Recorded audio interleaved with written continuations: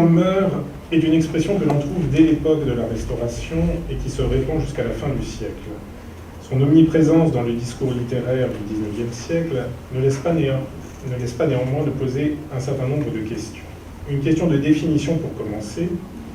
Qu'appelle-t-on réellement un roman de meurtre? Une question de pertinence chronologique ensuite. Le roman de meurtre est-il un genre romanesque du XIXe siècle? Et enfin, une question de validité descriptive. La catégorie de roman de meurtre est-elle une catégorie efficace et nécessaire pour la critique littéraire? La situation se complique en plus par la présence de genres romanesques connexes qui semblent nécessaires pour définir par contraste le roman de meurtre, mais qui ont aussi avec lui des liens étroits, le roman d'intrigue et le roman de caractère. Alors je vais essayer d'abord de revenir sur l'évolution du discours critique et le passage justement de la tripartition théâtrale à la tripartition romanesque dans le discours critique, pour voir ensuite les limites de cette tripartition, tout à la fois le flou générique qui peut se faire jour, les flottements génériques qui peuvent se faire jour entre ces différentes notions. Les limites, le problème des limites historiques aussi, savoir s'il faut considérer vraiment ces catégories comme des catégories du XIXe siècle ou alors comme des catégories transhistoriques, pour terminer par quelques réflexions sur la portée anthropologique et esthétique de cette tripartition. Alors, donc tout d'abord, sur l'évolution du discours critique, la tripartition en roman d'intrigue, de meurtre ou de caractère rappelle évidemment la tripartition de la comédie en comédie d'intrigue, de meurtre et de caractère, qui s'impose à la fin du XVIIIe siècle dans le discours critique. L'article de Suzer dans le supplément à l'encyclopédie, qui date de 1776, consacre cette classification.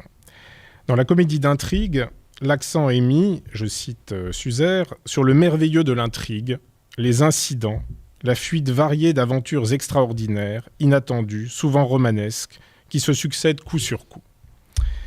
C'est un genre, selon Suzer, qui exige de l'imagination et qui sert à l'amusement. La comédie de caractère, quant à elle, s'occupe principalement à développer un caractère particulier. C'est ce que dit Suzer. En général, le personnage doté d'un certain caractère est placé dans une situation opposée au dit caractère. C'est le misanthrope amoureux d'une coquette ou Harpagon d'une fille qui est dans l'indigence. La comédie de meurtre, enfin, offre un tableau frappant et vrai des usages ou du genre de vie particulier que les hommes d'un certain état ou condition ont généralement adopté. Citation là encore. Et Suzer de citer les mœurs des diverses nations et des différents états de la vie civile et de rapprocher ce type de comédie des estampes de Hogarth. Il est étonnant de retrouver les trois notions en jeu pour la comédie dans le discours critique sur le roman au XIXe siècle. Le roman d'intrigue se rencontre ici ou là sous la plume d'un Bussière, d'un Philarète de Chasles ou d'un Blas de Bury pour désigner le roman d'aventure, c'est-à-dire un roman où l'essentiel de l'intérêt tient dans la succession des épisodes, dans les péripéties et dans le dénouement. Littré le décrit comme un roman où se déroule une intrigue plus ou moins compliquée.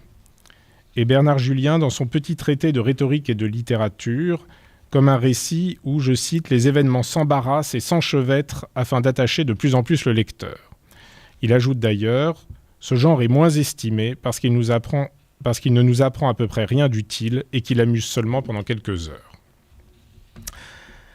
La définition du roman d'intrigue ne semble pas poser de problème et l'expression est encore utilisée au début du XXe siècle avec un sens identique. Le roman de meurtre, de son côté, est fortement mis en avant par les auteurs et les éditeurs sous la Restauration pour désigner un genre s'intéressant à des conditions sociales ou des professions contemporaines. Les premiers titres indiquent assez l'orientation de ces ouvrages. Donc, voilà des titres qu'on peut trouver sous la Restauration de romans étiquetés roman de meurtre, sur la couverture comme sous-titre, L'espion de police, La grisette, Le portier, Le marchand de coco, Le cocher de fiacre, avec des auteurs comme Lamotte Langon, Auguste Ricard. Un bon exemple de roman de meurtre dans ce qu'il a de plus pur est le Cécile de Gensu. Le récit raconte le mariage de Monsieur de Noirville, un nouveau riche de la Chaussée-d'Antin, avec Cécile, une jeune aristocrate du Faubourg Saint-Germain. Le roman, en dévoilant la correspondance des époux, nous présente deux points de vue très différents sur leur vie commune. Alors, voilà, exemple, donc on a une lettre du mari à son ami Dumont, donc monsieur de Noirville. Nous voyions peu de monde dans les commencements de notre mariage. Elle avait quelques-unes des connaissances de sa famille qui venaient la voir. Petit à petit, tout ça s'est éloigné, et je n'ai plus vu chez moi ou ailleurs que ma société à moi. Mais ma femme n'y va presque jamais. Entre nous, je conçois son éloignement, car dans ma société, elle a paru gauche, pas très jolie et un peu bête. Entre nous, Dumont, un mari peut bien juger sa femme, eh bien moi je ne la crois pas très forte. Comme on dit, après ça, il n'est pas donné à tout le monde d'avoir de l'esprit, n'est-ce pas Dumont ? Donc voilà pour le mari, et la même situation vue du côté de la femme, donc là dans sa correspondance avec sa cousine. Et puis encore, ce n'est pas tout. Il est un autre supplice qu'il me faut endurer chaque jour, c'est celui de rougir de mon mari. Aussi ai-je dû rompre avec quelques amis de ma famille, car si vous l'aviez vu, si vous l'aviez entendu, lorsqu'il se fut affranchi de l'espèce de gêne et de contrainte qui le retenait avant mon mariage, c'était à en mourir de honte. Et même dans ce monde où il m'a mené, monde que je ne puis d'ailleurs ni louer ni blâmer parce que je ne le comprends pas, parce qu'on n'y parle pas la même langue que j'ai parlé depuis mon enfance, mais enfin dans ce monde aussi, je m'apercevais bien qu'il était moqué, compté pour rien, maintenant que son sort était fixé et que les familles n'avaient plus à se le disputer pour leurs filles. Et moi, mon ami, moi j'avais l'air de m'être marié bassement à la fortune de cet homme qu'on bafouait. Les lettres dressent tout à la fois le portrait social typique de l'autre, le bourgeois décomplexé lorsque Cécile prend la plume, ou l'aristocrate coincé quand M. de Noirville écrit à son ami Dumont, et dresse également le portrait social typique du locuteur, avec ses références, sa langue, sa grammaire. Le genre n'apparaît pas souvent avec cette franche clarté. Mais les auteurs du siècle n'auront de cesse de se réclamer du roman de mœurs. Balzac, en intitulant Études de mœurs une partie de la comédie humaine, joue lui aussi sur cette dénomination, comme les réalistes et naturalistes qui suivront, revendiquant très souvent dans leurs sous-titres l'appellation roman de mœurs ou alors mœurs parisiennes, mœurs de province. Baudelaire parlera à propos du roman de mœurs de la Restauration et de la monarchie de Juillet d'un genre roturier. C'est dans l'article sur Théophile Gautier. À cette nuance près, pour Baudelaire, que Balzac, selon lui, en a fait quelque chose d'admirable. Il a fait quelque chose d'admirable de ce genre roturier. Paul Bourget, à la fin du siècle, définit aussi le roman de mœurs comme un genre profondément marqué par la médiocrité démocratique. Je cite Paul Bourget, c'est un article sur le roman qui a été publié dans les Études et Portraits. Le romancier de mœurs est donc amené à copier, dans un groupe social quelconque, l'homme ordinaire et à l'entourer d'événements ordinaires. De là dérivent les traits principaux qui se reconnaissent dans tant de romans contemporains, médiocrité des héros, diminution systématique de l'intrigue, suppression presque complète des faits dramatiques, multiplicité du détail presque insignifiant. Il a une plus forte signification de vie commune, et c'est là l'objet propre de la peinture. Car, dit Bourget, si l'écrivain a pour ambition d'exécuter un roman de mœurs, ses personnages se trouveront devoir représenter une classe entière. Par conséquent, ils devront rester moyens. Ils ne seront ni trop réussis, ni trop avortés, car ni l'extrême intensité, ni l'excessive dépression ne sont la règle commune. Et Bourget de citer l'éducation sentimentale comme le modèle le plus définitif de cette sorte de roman, avec sa grisaille et sa monotonie. Alors à côté du roman de mœurs, du roman d'intrigue et du roman de mœurs, et comme l'appelant nécessairement, on trouve le roman de caractère. De Philarète de Chat à La Brunetière, en passant par Edmond Scherer et Paul Bourget, sa définition varie quelque peu, mais on y trouve des constantes. Pour Paul Bourget, ce que l'on appelle le caractère réside chez un homme et par définition dans les quelques traits profondément individuels qui le distinguent et font de lui un être à part des autres. La citation de Bourget. Le caractère est donc ce qui est profondément individuel, contrairement aux mœurs qui sont communes à un groupe particulier. Même constat, semble-t-il, chez Scherer, qui parle de l'observation des nuances de caractère. Il s'agira, selon lui, de fines peintures, de puissantes analyses des mobiles impérieux des personnages. Ce roman de caractère ressemble fort au roman d'analyse ou roman psychologique, même si Bourget et Scherer rapprochent plus ceci de l'étude des nuances de la passion.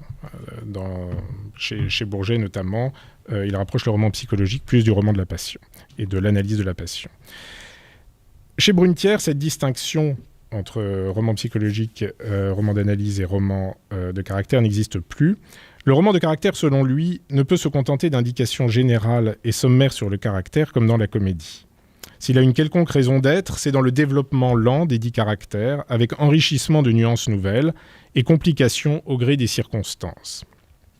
La richesse psychologique fait donc la grandeur de ce type de roman, et en cela Le Sage, dont parle Brunetière, plus près du caractère théâtral, n'est pas à la hauteur de Richardson. Donc je cite Brunetière, « Le caractère au théâtre, c'est Arnolphe, Tartuffe, Alceste, Harpagon, Trissotin, ou en d'autres termes, ce qu'il y a de plus général qui se puisse concilier avec la vie individuelle, tandis qu'au rebours, dans le roman, le caractère, c'est Manon, c'est Clarisse, c'est Tom Jones, c'est René, en d'autres termes, ce qu'il y a de plus individuel, qui puisse par quelque endroit demeurer vraiment général, c'est-à-dire vraiment et largement humain. » Brunetière accentue peut-être un peu trop les contrastes, car le caractère peut aussi être schématique dans le roman, mais il souligne bien la potentialité d'analyse psychologique fine de ce type de fiction. Et voilà ce que dit Brunetière, voilà bien ce que l'on ne trouve pas dans le roman de Le Sage. En premier lieu, la psychologie délicate et savamment nuancée qui les explique, les rend probables et conséquemment viables. Cette psychologie délicate des romans, comme des romans comme l'Adolphe de Benjamin Constant la mettent en pratique au début du XIXe siècle. Qu'on se rappelle la finesse des notations lorsqu'à la mort d'Élénore, Adolphe pleure non sur la mourante, mais sur sa solitude à venir, c'est à la fin du roman, lorsqu'il dit « ce n'était pas les regrets de l'amour, c'était un sentiment plus sombre et plus triste. L'amour s'identifie tellement à l'objet aimé que dans son désespoir même, il y a quelque charme. Il lutte contre la réalité, contre la destinée. L'ardeur de son désir le trompe sur ses forces et l'exalte au milieu de sa douleur. La mienne était morne et solitaire. Je n'espérais point mourir avec Élénore. J'allais vivre sans elle dans ce désert du monde que j'avais souhaité tant de fois de traverser indépendant. » Je saute des passages, et à la fin, où il dit « L'air que je respirais me paraissait plus rude, les visages des hommes que je rencontrais plus indifférents. Toute la nature semblait me dire que j'allais à jamais cesser d'être aimé. » Donc, toute cette peinture, à la fin, et toutes ces notations justement d'analyse de la douleur, non plus la douleur de perdre celle qu'il aimerait, mais la douleur de ne plus être aimé. Alors cette tripartition en intrigue, mœurs et caractère, équivalente de la tripartition comique, est sans doute trop belle pour être tout à fait vraie, et je voudrais revenir ici sur les limites d'un point de vue... Les problèmes que peuvent poser ces limites génériques et le flou, les flottements génériques qui peuvent se repérer entre justement ces différentes catégories. Donc cette tripartition émane des critiques littéraires du XIXe siècle, plus que des auteurs eux-mêmes, pour au moins deux catégories, le roman d'intrigue et le roman de caractère. Et l'on peut soupçonner chez eux soit la volonté de plaquer sur le roman le système cohérent et efficace de compréhension de la comédie, soit celle de trouver les équivalents manquants d'un roman de mœurs abondamment mis en avant par le monde de l'édition.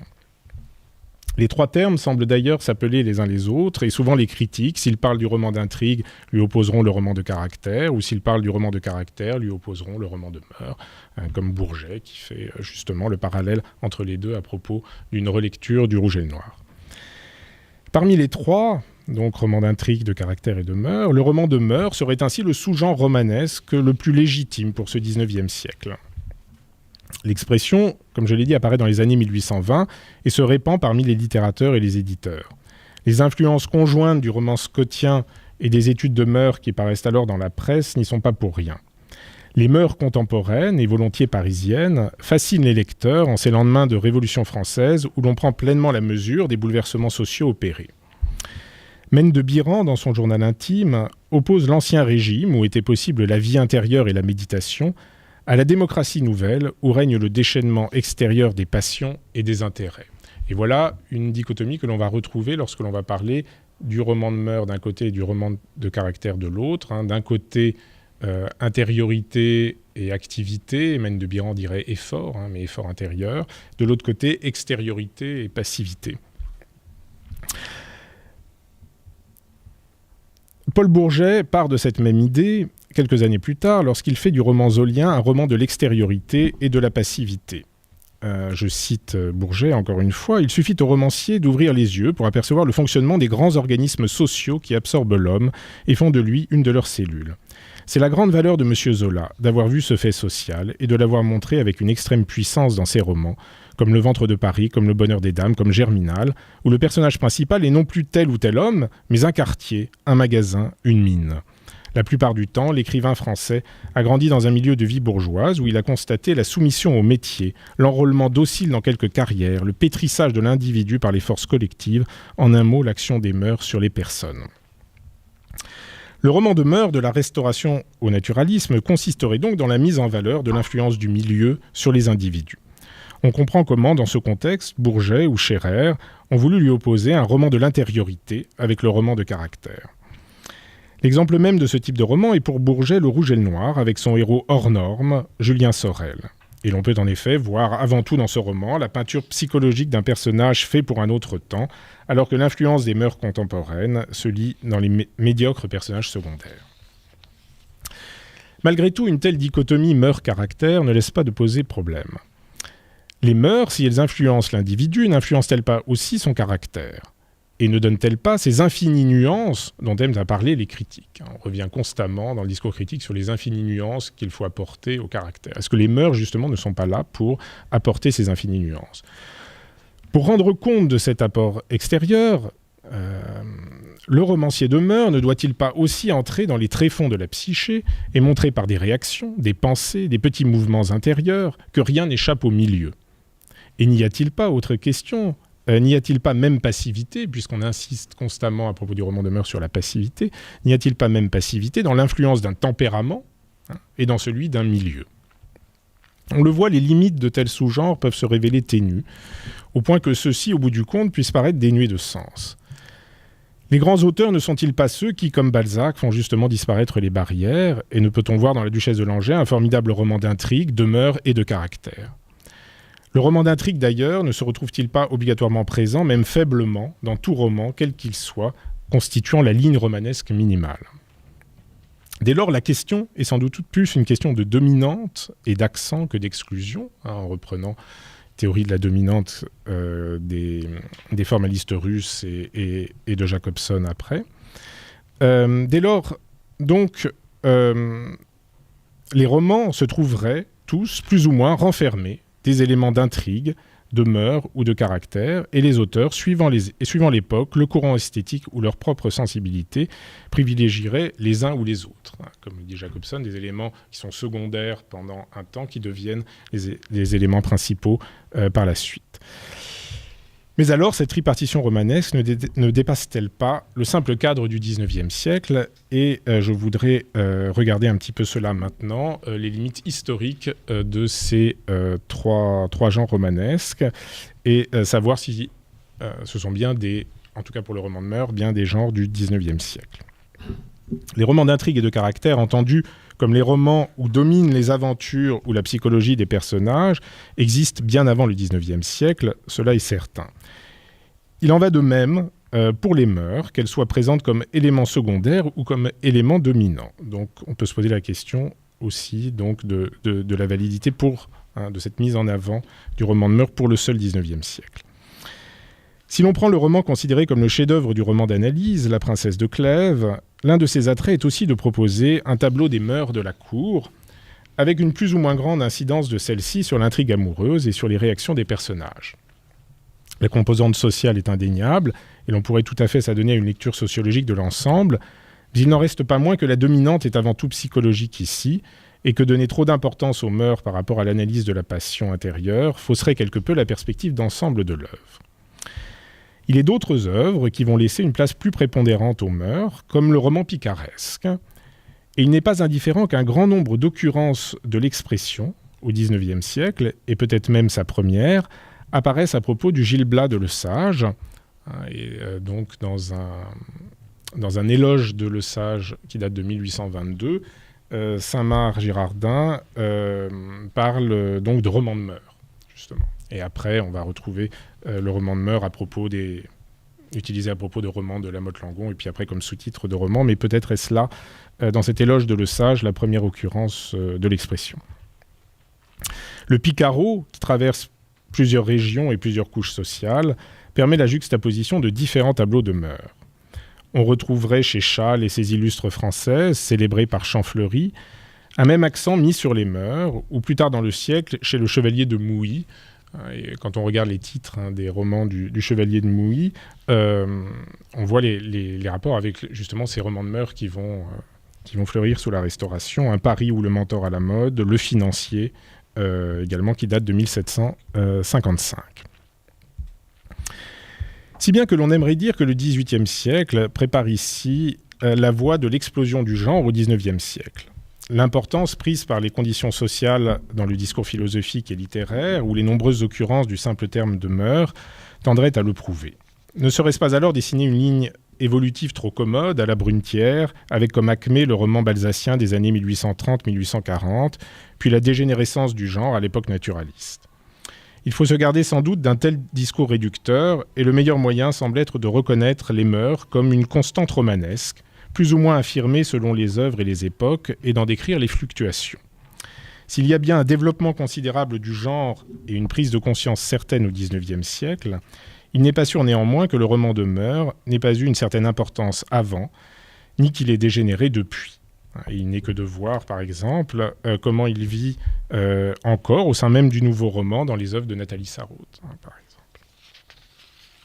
Alors, j'aimerais pour terminer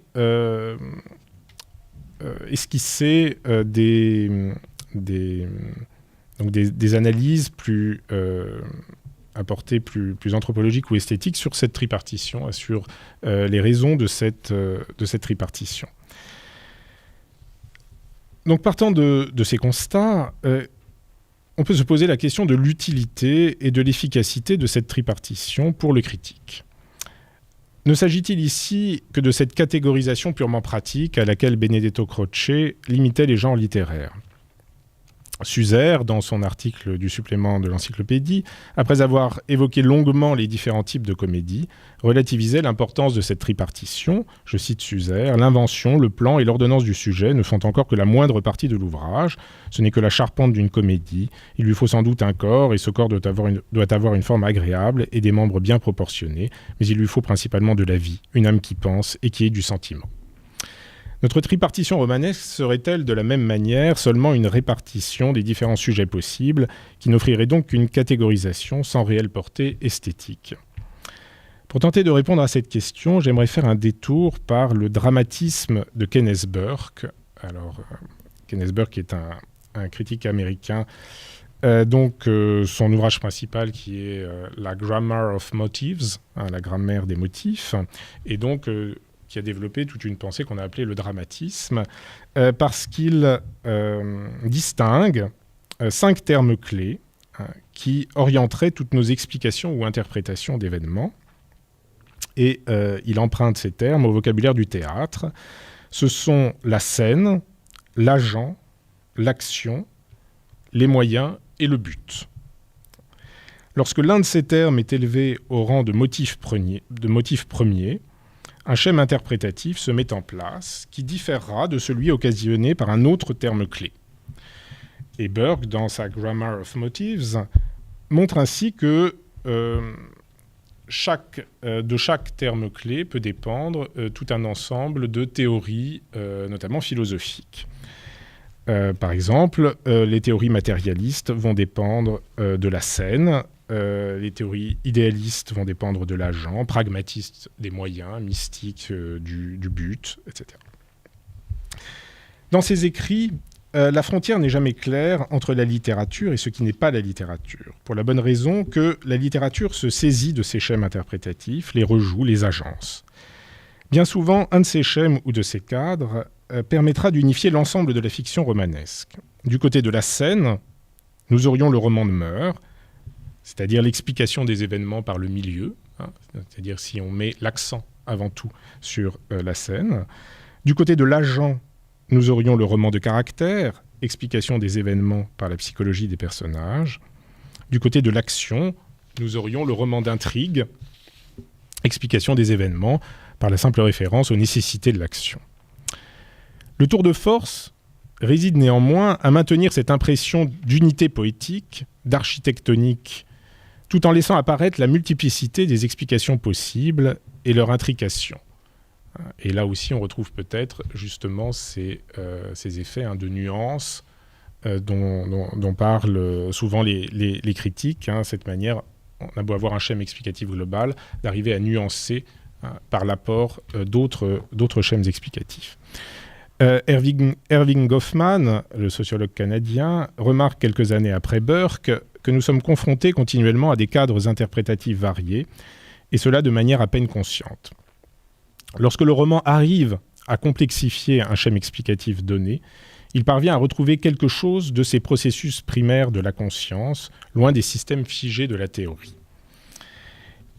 Et pour m'être intéressé ces derniers temps à un autre type de genre romanesque du XIXe siècle et du début du XXe siècle, le roman de conversion, force est de constater que ce type de fiction que Burke placerait certainement du côté du but, là dans la logique de Burke, du côté de la mystique du but, ce genre a besoin de se trouver, lui aussi renforcé par le roman de mœurs et le roman de caractère, Thibaudet dirait le roman d'une âme, sous peine de se transformer en roman à thèse.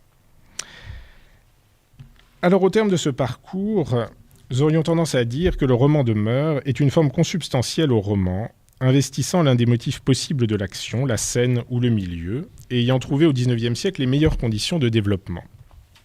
Il traduit la nécessaire inclusion de l'individu dans son environnement, notamment social, tandis que le roman de caractère tendrait à montrer son indépendance par rapport au milieu. De même que les grandes comédies de Molière savent mêler mœurs et caractères, les grands romans, même à l'époque classique, sont certainement ceux qui arrivent à traduire la complexité des motivations et des perspectives. Il ne s'agit pas seulement ici d'une vision moderne et post-structuraliste qui mettrait en avant, comme le fait le sémioticien Yuri Lotman, la multiplanarité de la littérature. Les critiques du XIXe siècle eux-mêmes reconnaissent ces phénomènes d'hybridation pour les critiquer ou les célébrer.